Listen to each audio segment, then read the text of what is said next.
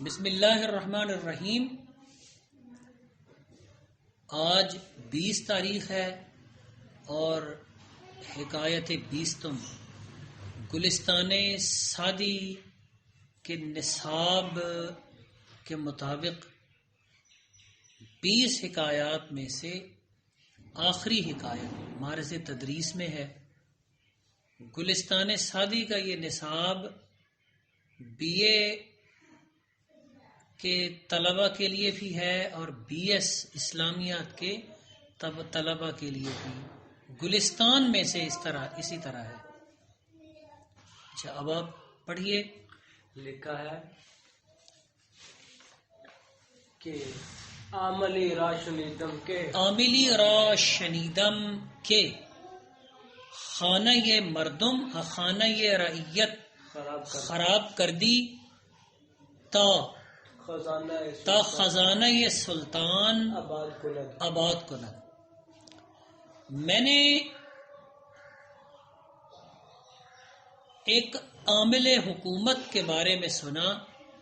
میں نے کسی بادشاہ کے ایک بڑے عہدیدار کے بارے میں سنا کہ وہ رعایا کے گھروں کو برباد کر دیا کرتا تھا تاکہ بادشاہ کے خزانے کو آباد کر دے، تاکہ بادشاہ کا خزانہ آباد رکھے، بادشاہ کے خزانے کو بھر دے۔ کوئی سا ترجمہ بھی آپ کر سکتے ہیں۔ یہاں اصل میں کیا ہے؟ عامل کام کرنے والا، عمل سے کوئی بھی ورکر عامل کہلا سکتا ہے، لیکن یہاں اس عامل سے مراد ہے جنہیں بادشاہ اپنے دارالخلافہ سے باہر دوسرے علاقوں میں تعینات کر دیا کرتے تھے۔ بادشاہوں نے اپنی مملکت کو مختلف صوبوں میں، اضلاع میں تقسیم کر رکھا ہوتا، تو وہ کسی صوبے کا جس شخص کو گورنر بناتے یا کسی ضلع کا جس شخص کو منتظم نامزد کرتے، وہ وہاں کا عامل کہلاتا۔ عامل، والی، اس طرح کے الفاظ آپ کو مسلمانوں کی تاریخ کے اوراق میں جا بجا ملیں گے۔ تو یہاں عامل کا ترجمہ شاہی عہدیدار، بڑا شاہی عہدیدار کر سکتے ہیں۔ عامل کا ترجمہ عامل بھی کر سکتے ہیں، کیونکہ اردو میں اس لفظ کے لیے ترجمہ کی بجائے اسی کو اختیار کیا گیا ہے۔ جب آپ اردو میں لکھی گئی تاریخ کی کتابیں پڑھیں گے تو یہ لفظ آپ کو انہی معانی میں ملے گا جیسے یہاں موجود ہے۔ تو عاملی را شنیدم کی اب یہاں وضاحت کی ضرورت نہیں ہے۔ جو الفاظ گزشتہ 19 حکایات میں مارز بحث میں آ چکے ہیں، مورد بحث و نظر قرار دیے جا چکے ہیں، ان کی اب تفصیل نہیں کی جائے گی۔ ضروری لفظ اب ہمارے سامنے وضاحت کے لیے ہوگا۔ میں نے شنیدم اس کے بعد لکھا ہے کہ خانہ رعیت یعنی رعایا کا گھر، یہ مرکب اضافی ہے، لیکن یہاں خانہ بول کر مراد خانہ ہا لیا گیا ہے، گھروں کے معنی میں ہے۔ اچھا، خراب کر دی، تباہ کر دیتا تھا، تباہ کیا کرتا تھا۔ یہ خراب کرد ہو تو اس نے تباہ کیا، اس نے خراب کیا، لیکن یہ خراب کر دی، یہ بعد میں جو یا ہے یہ یا استمراری ہے۔ فعل ماضی مطلق میں تسلسل کا مفہوم شامل کر دیتی ہے. فعل ماضی مطلق کے شروع میں اگر آپ می کا اضافہ کر دیں تو فعل ماضی مطلق فعل ماضی استمراری بن جاتا ہے. لیکن اب یہاں می تو نہیں ہے، لیکن یہ چھوٹی یا ہے، یہ یائے استمرار ہے، یعنی یہ تسلسل کا مفہوم پیدا کر رہی ہے فعل میں. اچھا، خراب کردی کے بعد کیا لکھا ہے؟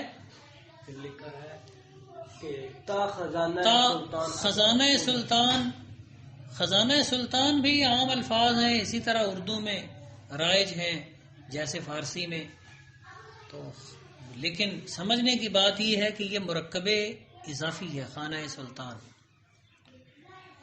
سلطان را آباد کند، بادشاہ کے خزانے کو آباد کرے. آباد کند کا لفظی ترجمہ آباد کرے، لیکن خزانہ آباد کردن ہوتا ہے خزانہ بھرنا، خزانے کو بھرے. جی آگے کیا لکھا ہے؟ اس کے بعد لکھا ہے بے خبر از قول حکیماں، بی خبر از قول حکیماں کے گفتاند. داناؤں کے قول سے، داناؤں کی بات سے بے خبر ہو کے جو انہوں نے کہی ہے. تو بی خبر از قول حکیمہ، تو یہ بی خبر بھی اردو میں اسی طرح ہے. قول حکیمہ، حکیمہ حکیم کی جمع ہے، حکیم دانا. قول حکیمہ داناؤں کی بات کے گفتاند جو انہوں نے کہی ہے. یہاں جو کے ہے یہ اسم موصول ہے، گفتاند فعل ماضی، انہوں نے کہی ہے فعل ماضی قریب صیغہ جمع غائب. آگے کیا لکھا ہے؟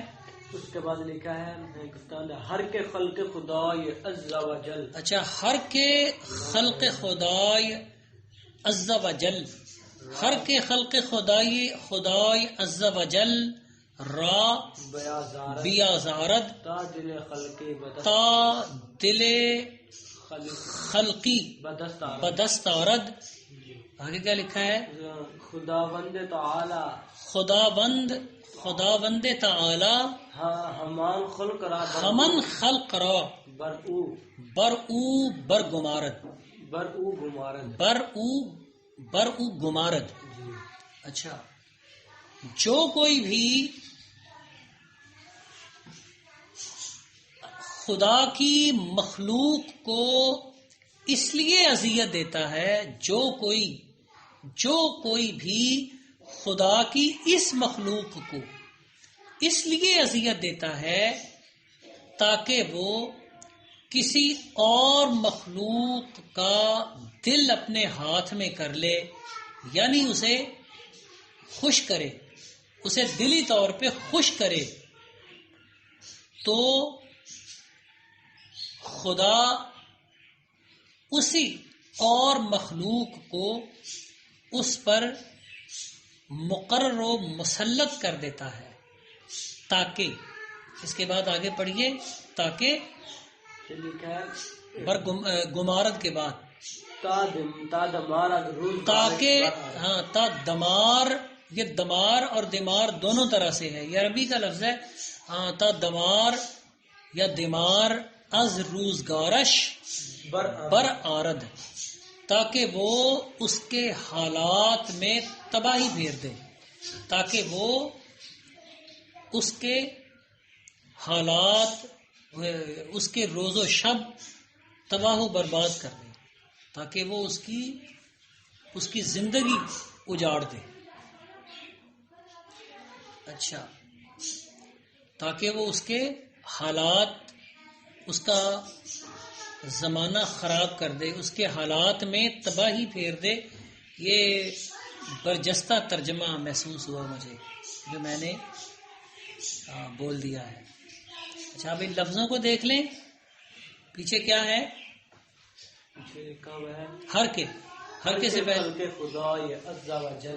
اچھا، ہر کے خلق خدای عز و جل، ہر کے خلق خدای عز و جل، یہ ہر کے جو کوئی بھی خلق، مخلوق. میں نے مخلوق کہ لفظ سے پہلے اس کا اپنی طرف سے اضافہ کیا ہے، اس لیے کہ یہ لفظ دوبارہ آیا ہے خلقی کے طور پر.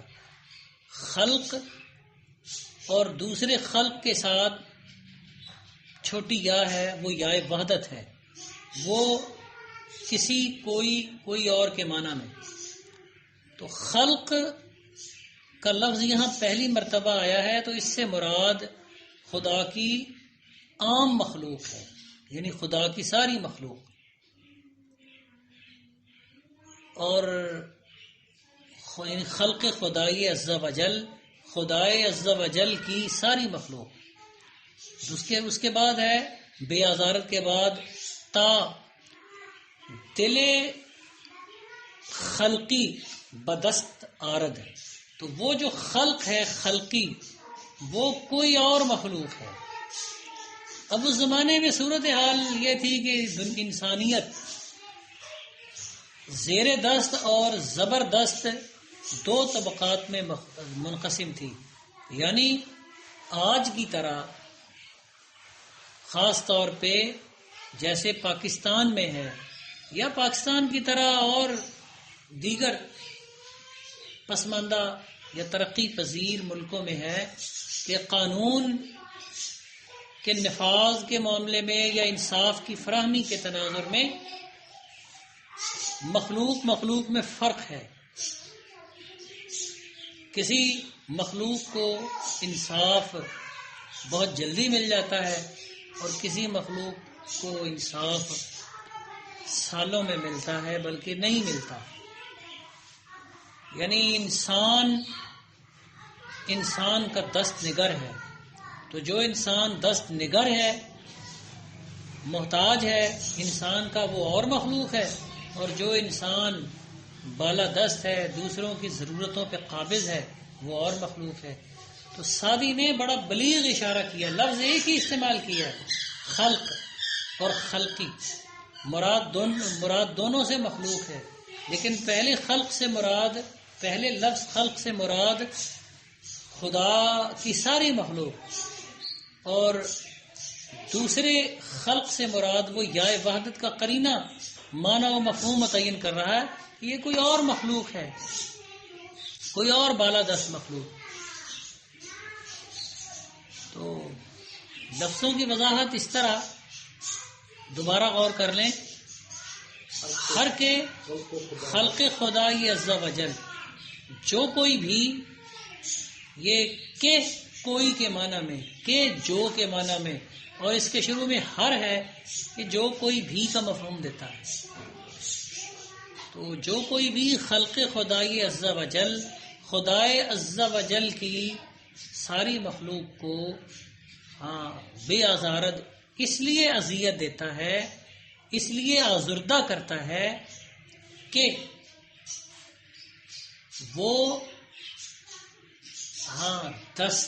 دل خلقی دیگر، یا خلقی کے بعد دیگر کسی اور مخلوق، یہ دیگر کا لفظ حذف سمجھ لیں، اگرچہ یہ سمجھنے کی یہاں ضرورت نہیں ہے. کسی اور مخلوق کا دل اپنے ہاتھ میں کر لے، یعنی اسے اپنے حق میں پوری طرح راضی کر لے، اسے اپنے حق میں پوری طرح راضی کر لے. یعنی دل کسی بدست آوردن، کسی کا دل اپنے ہاتھ میں لینا، اصل میں ہے اس کا ترجمہ کسی کو اپنے حق میں راضی کر لینا. تو اسے اپنے حق میں، کسی اور مخلوق کو اپنی حق میں راضی کر لے، تو پھر کیا ہوتا ہے؟ خدا اسی مخلوق کو اس پر مسلط کر دیتا ہے. تو اس میں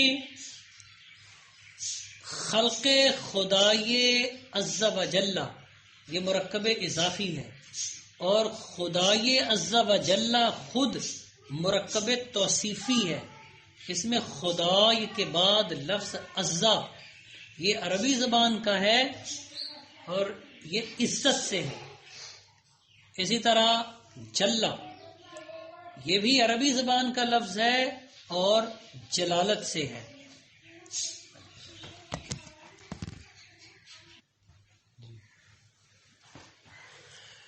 اچھا، عزا فعل ماضی ہے اور جلا بھی فعل ماضی ہے. عزا اس سے فعل مضارع عربی میں آتا ہے یعز. عزا وہ غالب آیا، وہ طاقتور ہوا، اور جلا وہ عظیم الشان ہوا.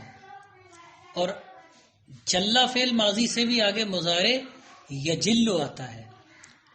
عزا سے عزیز اور جلا سے جلیل کے مزید لفظ بنتے ہیں. عزا سے پھر مصدر عزت ہے اور جلا سے جلالت ہے. تو یہ عربی زبان کے یہ دو فعل ماضی عزا اور جلا، یہ فارسی میں صفت کے طور پہ رائج ہیں. عربی میں بھی یہ اللہ سبحانہ و تعالی کی طرح اللہ عز و جل، یہ فعل بصورت صفت اللہ عز و جل. اور اسی طرح تعالی آگے ایک لفظ ہے تعالی، وہ بھی فعل ماضی ہے. تعالی یتعالی اس سے فعل مضارع بنے گا یتعالی، تو وہ بھی تعالی صفت کے طور پہ آیا ہے. خدا ہمارے یہاں اردو میں سے خدائے عز و جل پڑھتے ہیں، تو اسے پڑھنا چاہیے خدائے عز و جل، یعنی ترجمہ کریں گے صاحب عزت و جلالت خدا، خداوند آقا. تو یہاں خدا کا ترجمہ آپ اللہ بھی کر سکتے ہیں. تو یہ ہے، پڑھیے اس سے پیچھے خلق خدائے عز و جل، یہ سارا مرکب اضافی ہے اور خدائے عز و جل کی حد تک یہ مرکب توصیفی ہے. را بھی آزارد، اچھا یہ بے آزارد، اسی طرح آزردن سے آزارد فعل مضارع. آگے اذیت دیتا ہے. تا دل خلقی بدست آرد، دل خلقی مرکب اضافی ہے، ایک مخلوق کا دل. تو یہ ایک مخلوق ظاہر ہے وہ جو تھوڑی سی بالادست مخلوق ہے. اچھا اس سے مراد سلطان اور اس کے شہزادگان ہیں. بالادست مخلوق اسے سمجھ لیں. بدست وردن ہاتھ میں لینا سے یہ بدست آرد ہے، ہاتھ میں لے آئے، ہاتھ میں لائے. آرد اوردن سے فعل مضارع. آگے کیا ہے؟ پھر اس کے بعد لکھا ہے خداوند تعالی. یہ پھر دیکھیں خداوند تعالی، خداوند تو فارسی کا لفظ ہے لیکن تعالی عربی کا ہے، اور یہاں خداوند تعالی میں تعالی خدا کی صفت کے طور پہ آیا ہے. تو یہ خداوند تعالی یہ پھر مرکب توصیفی ہے. تا خداوند تعالی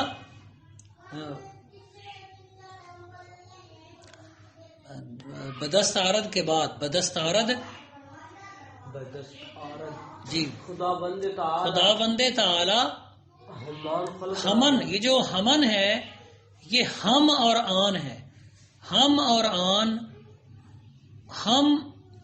ہمن خلق یہ آن خلق مرکب اشاری ہے.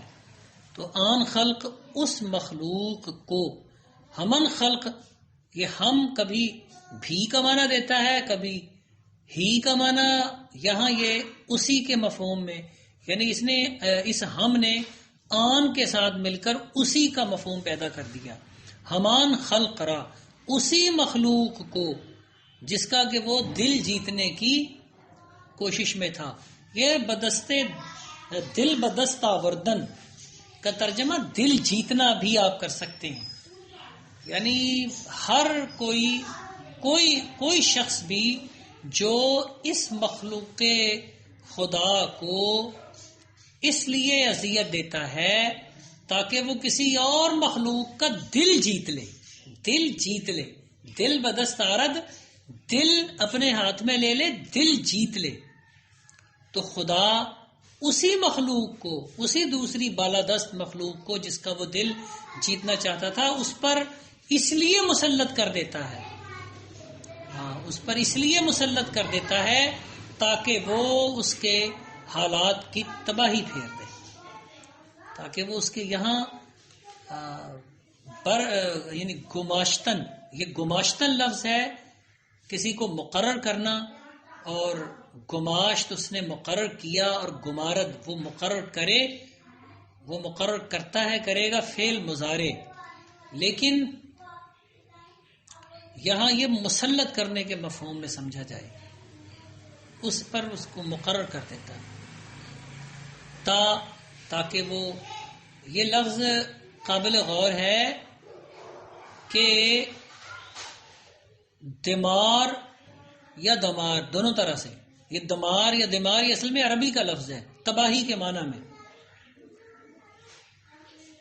اچھا تو تا دمار از چیزی، ہاں برآوردن، یہ کیا لکھا ہے انہوں نے؟ تا دمار از روزگارش بر آرد، تاکہ وہ اس کے حالات میں تباہی، حالات کی تباہی پھیرتے. تو یہ اصل لفظ ہے دمار از چیزی بر آوردن، کسی چیز کو تباہ و برباد کر دینا. تو یہ چیزی کی جگہ آپ از، یعنی از چیزی، از کے بعد چیزی کی جگہ روزگارش کا لفظ سمجھ لیں. ڈکشنریوں میں لکھا ہوتا ہے دمار از چیزی بر آوردن، جیسے حسن اللغات میں ہے. دیکھیں کیا لکھا ہے بھائی، کسی چیز کو خراب کر دینا، تباہ کر دینا، برباد کر دینا. دمار از فنا اور ہلاک کر یعنی فنا اور ہلاک کر دینا، نیست و نابود کر دینا، حسن اللغات میں لکھا ہوا ہے. تو یہاں دمار از روزگارش بر آرد، تاکہ وہ اس کے حالات کو فنا کر دے، اس کے حالات کو خراب کر دے. انہوں نے اور کیا معنی لکھے؟ انہوں نے وہ لکھا ہے کہ کسی چیز کو تباہ و برباد کر دے جی، اور پھر لکھا ہے کہ کسی چیز کو نیست و نابود کر دے، نیست و ہلاک و تباہ و برباد کر دے. تو یہاں روزگار زمانہ کے معنی میں ہے. ہاں سرآمد روزگار ان فقیر، علامہ اقبال کا شعر ہے کہ اس فقیر کا زمانہ تو پورا ہو گیا. دیگر دانا یا راز آیت کے نایت، کوئی اور دانا راز آئے نہ آئے پتہ نہیں. تو روزگار فقیر، اس سے پھر ایک کتاب کا نام بھی ہے جو علامہ اقبال کے بارے میں ہے. اچھا یہاں میں نے روزگار کے تناظر میں ترجمہ کیا تباہ، یعنی حالات کی تباہی پھیر دیں، اور اس کا صحیح جو ہے نا وہ مصدر ہے دمار از چیزی بر آوردن. جی آگے کیا لکھا ہے اس کے بعد؟ تو یہ آرد کے بارے میں بار بار بتایا جا چکا ہے کہ یہ فعل مضارع ہے آوردن سے. آگے پھر شعر ہے. جی شعر ہے. آتش سوزان نہ کند با سپند، آتش سوزان نہ کند با سپند. اچھا یہ میرا خیال ہے کہ کسی ڈکشنری میں نا سپند بھی لکھا ہوا ہے، شاید یہ حسن اللغات میں ہی سپند لکھا ہوا ہے. تو یہ سپند نہیں ہے، اس کو اسپند بھی پڑھتے ہیں. چلے پہلے شعر کا مصرع اس کا ترجمہ دیکھ لیتے ہیں، پھر اس بارے میں گفتگو کرتے ہیں. آتش سوزان نہ کند با سپند، جلتی ہوئی آگ، جلاتی، یہاں جلتی ہوئی کی بجائے ترجمہ جلاتی ہوئی آگ، جلاتی ہوئی آگ. سپند یعنی ہرمل کے اس کالے دانے کے ساتھ جسے چشمے بد یا نظر بد کے علاج کے لیے جلایا جاتا ہے، وہ نہیں کرتی. جو آنچے کند دود دل درد مند، جو درد میں مبتلا دل سے اٹھنے والا دھواں یعنی آہو فغاں کر دیتی ہے، جو درد میں مبتلا دل سے اٹھنے والا دھواں یعنی اس کی آہ کر دیتی ہے، اس کی آہ و فغاں کر دیتی ہے۔ اچھا، اس میں دیکھیں تو آتش سوزاں ہے۔ آتش سوزاں یہ اصل میں مرکب توصیفی ہے، جلتی ہوئی آگ، جلاتی ہوئی آگ، لیکن خود لفظ سوزاں وہ اسم حالیہ ہے۔ سوز کے ساتھ الف نون کا اضافہ، جیسے کن کے ساتھ الف نون کا اضافہ کریں تو وہ کنا بن جاتا ہے، اسی طرح کوئی اور لفظ آپ اس طرح بنا سکتے ہیں،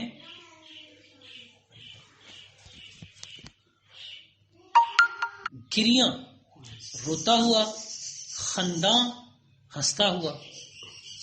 جی، اس کے بعد یہ تو آتش سوزاں جلتی ہوئی آگ یا جلاتی ہوئی آگ۔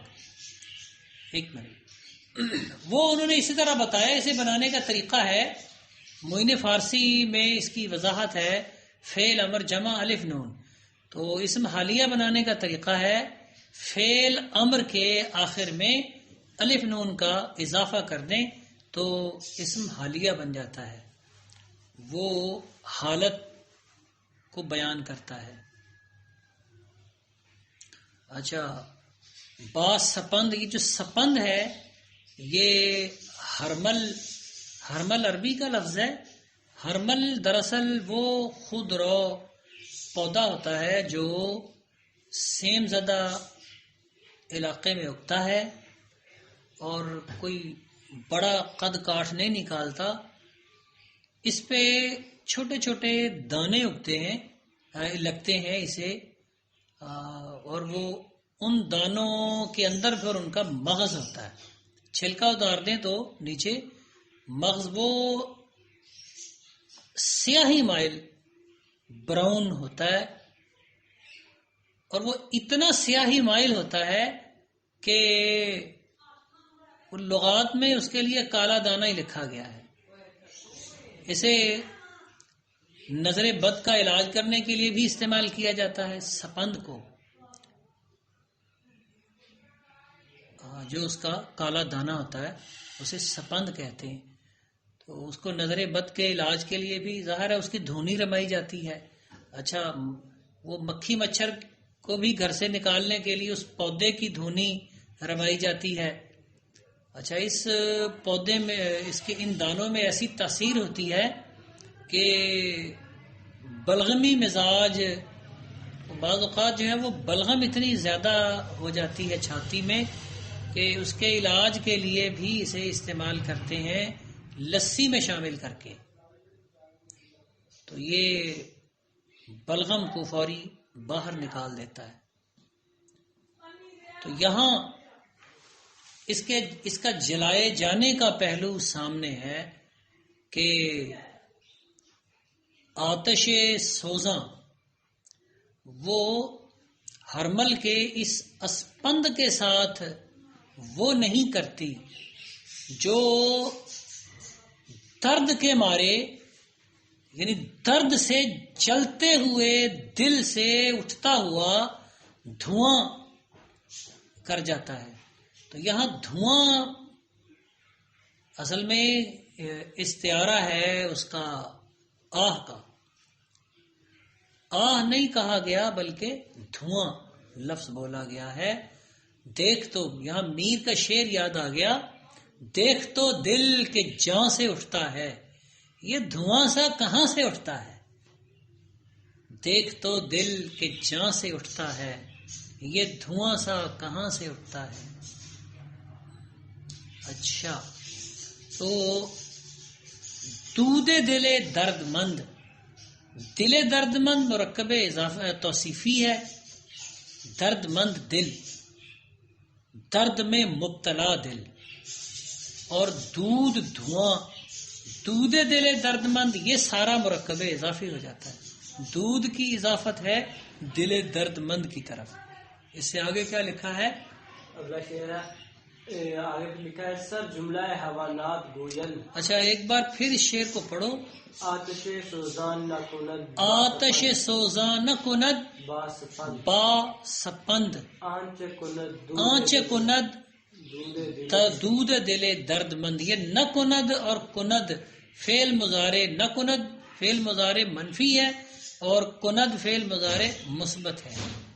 اس کے بعد کیا سرے جملہ، سرے جملہ یہ حیوانات گوین گویند کے شیرست۔ اچھا جملہ یعنی سبھی حیوانات سے اوپر یعنی بالا تر کہتے ہیں کہ شیر ہے یہ گویند۔ اب یہاں سمجھ لیجئے جملہ مترادہ کے طور پہ آ گیا ہے، گویند کو نکال دیں تو سرے حیوانات، حیوانات نہیں پڑھنا، اسے حیوانات پڑھنا ہے، حیوانات شیرست، سرے جملہ یہ حیوانات، حیوانات شیرست، جملہ سب کے سب سبھی حیوانات سے اوپر، سبھی حیوانات سے بالا تر شیر ہے۔ اچھا اب یہ گویند کو شروع میں لا کے ترجمہ زیادہ آسانی سے سمجھا جا سکتا ہے کہ کہا جاتا ہے، گویند کہا جاتا ہے کہ سبھی حیوانات سے بالا تر، سبھی حیوانات کا بادشاہ، سبھی حیوانات کا سردار، شیر است، شیر ہے جی۔ یہ سر، یہ جو کہ سرے جملہ حیوانات ہے، اس لیے میں نے سر کا ترجمہ اوپر کر دیا ہے، تو اوپر سے مراد پھر سردار یا بالا تر کا لفظ سمجھا جا سکتا ہے اور ترجمے میں یہ لایا جا سکتا ہے۔ وَأَذَلَّ جانوران خر، اور ان جانوروں میں، یہاں جانوراں سے پہلے ان کا اضافہ کر لیں کیونکہ حیوانات اس سے پہلے وہ سبھی حیوانات، سبھی جانوروں کے معنی میں گزر گیا، اور ان سب جانوروں میں ذلیل ترین گدھا ہے۔ تو یہاں حیوانات حیوان کی جمع ہے اور جانوران جانور کی جمع ہے، اور ازل ذلیل سے اسم تفضیل ہے، ذلیل گھٹیا اور ازل سب سے زیادہ گھٹیا۔ اب ازل کا جو کہ ازل کے بعد جانوران کا لفظ ہے تو اب یہ مرکب اضافی ہے، ازل کی اضافت ہو گئی ہے جانوران پہ، لیکن یہ مرکب اضافی کی بھی عجیب قسم آ گئی ہے۔ مرکب اضافی جیسے بیانی ہے، مرکب اضافی ابنی ہے، مرکب اضافی ابوی، مرکب اضافی ظرفی، مرکب اضافی تشبیہی، استعاری، مختلف قسمیں ہیں مرکب اضافی کی۔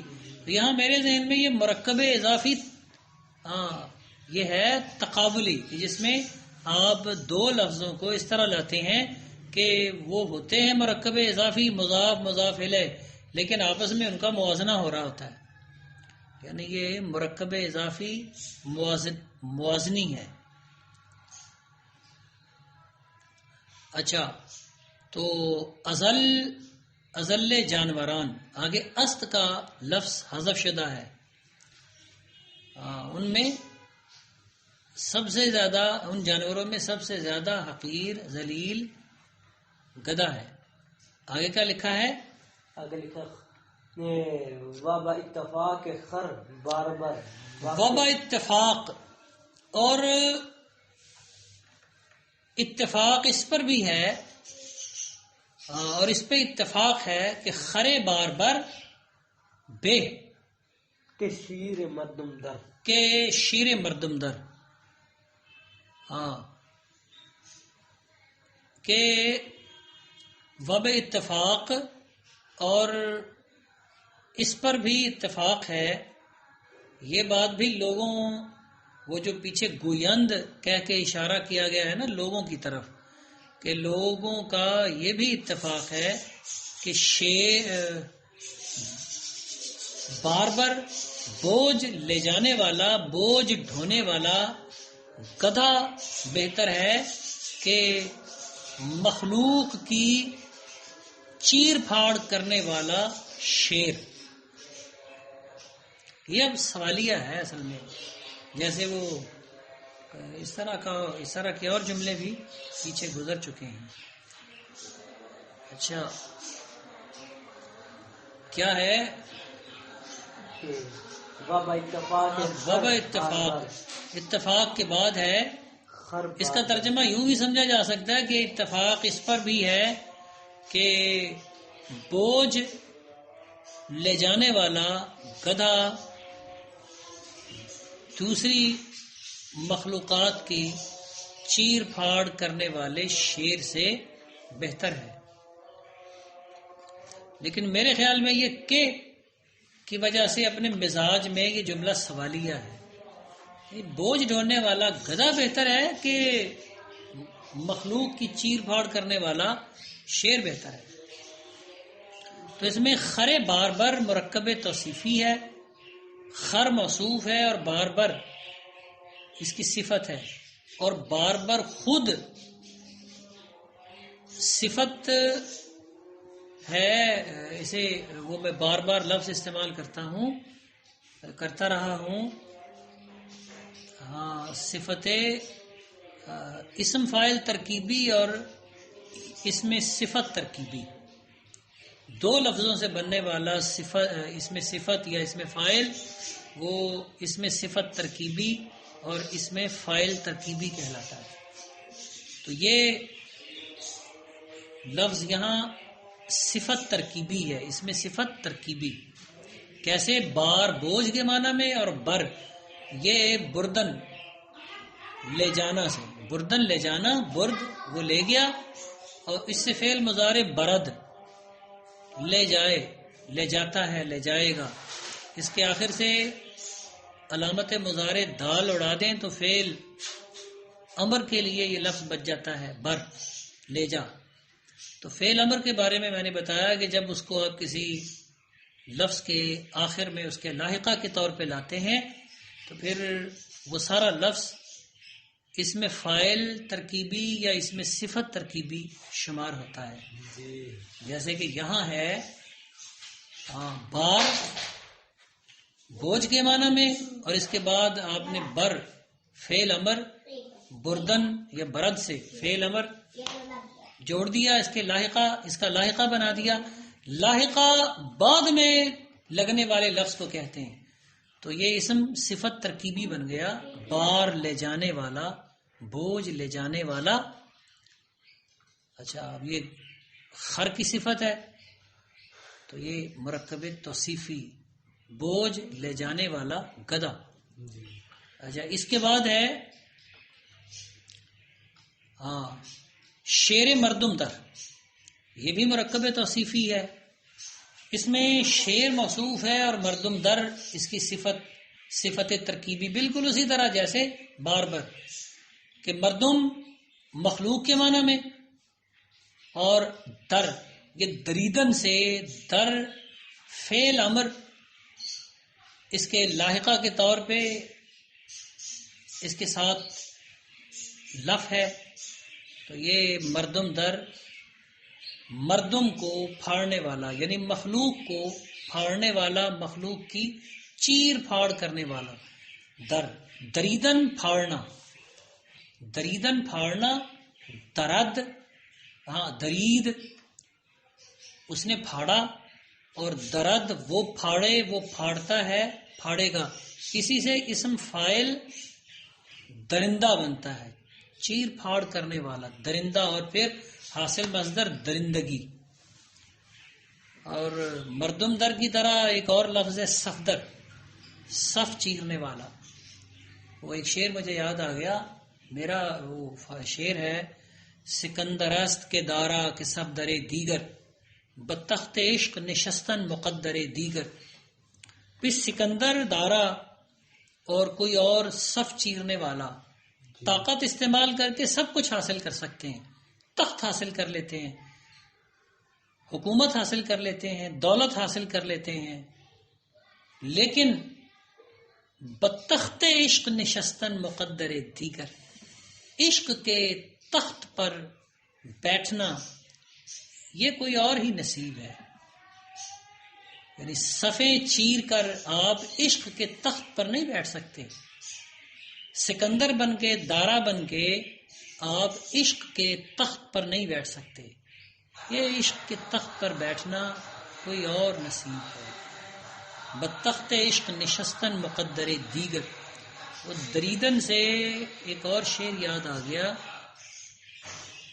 وہ بھی میرا شعر ہے، عشق پنجہ زد لباس پارسائی را درید. عشق پنجہ زد لباس پارسائی را درید. عشق نے پنجہ مارا اور پارسائی کا لباس پھاڑ دیا.